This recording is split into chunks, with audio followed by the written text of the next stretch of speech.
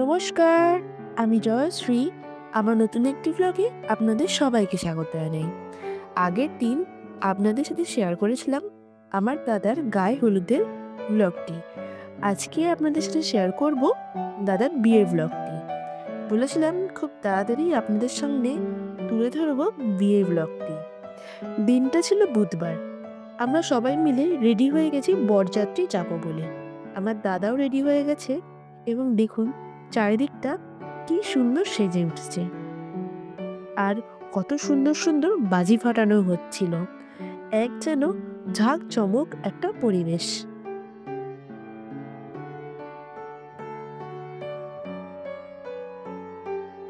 আর এইদিকে আমরা একটু যদি গানের আওয়াজ পাই, সুযোগ পেলে সবাই মিলে একটু নেচে নিচ্ছিলাম। খুব মজা হয়েছিল বিয়েতে। এই দেখুন বড় রেডি বিয়ে করতে যাওয়ার জন্য। আমরা সবাই ট্রাভেলারে উঠে পড়েছিলাম। সবাই খুব মজা করতে করতে, গান গাইতে গাইতে, নাচতে নাচতে গেছিলাম। বড় চলে এসেছে কনের বাড়িতে। এই দেখুন এখানেও কত সুন্দর বাজি ফাটছে। চারিদিকটা এত সুন্দর দেখতে লাগছিল যে কোনো ভাষা নেই। এখন বরকে বরণ করে নেওয়ার পালা।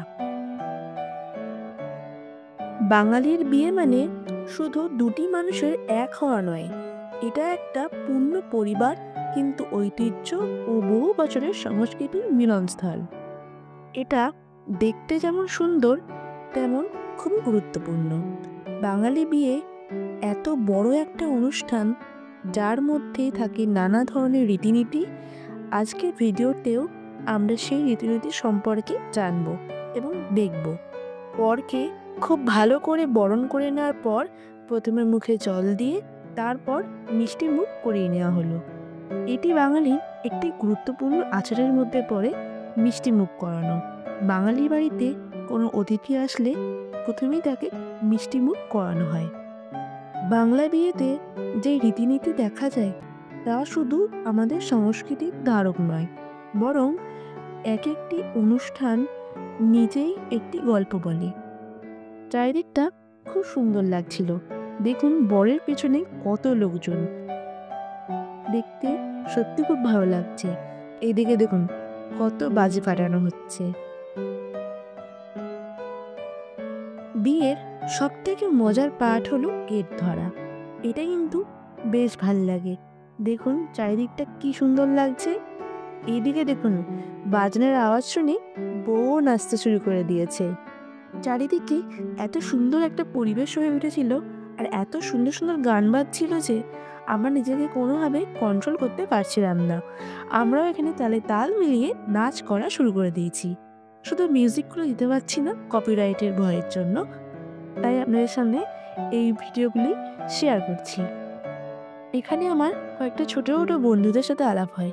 ওরা এত ভালো, ওদের সাথে সেদিনকে গিয়ে এত সুন্দরভাবে মিশে গেছিলাম যে কি বলবো। এই দেখুন আমরা এখানে কনেকেও টেনে নিয়ে চলে এসেছি নাচার জন্য। এই দেখুন কনে কি সুন্দরভাবে নাচছে। সত্যি প্রত্যেকটা বিয়ের অনুষ্ঠানই খুব মজা করে আমরা কাটিয়েছি। এখন দাদা বিয়েতে বসে গেছে। বিয়ের মূল অনুষ্ঠানটা শুরু হয় পুজোর মাধ্যমে। এই সময় পুরোহিত মন্ত্রপাঠ করে এবং অগ্নি পূজা এবং বিয়ের পদ্ধতি সম্পূর্ণ হয়। বর কনে একে অপরকে প্রতিশ্রুতি দেয় এবং হাত ধরে থাকে। এখন আসি বিয়ের পদ্ধতি নিয়ে।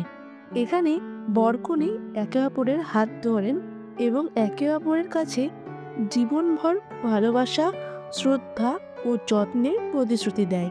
এটি সত্যি এক গুরুত্বপূর্ণ মুহূর্ত, যেখানে বিয়ে বন্ধন সম্পূর্ণ হয়। এখানে এখন যজ্ঞ চলছে।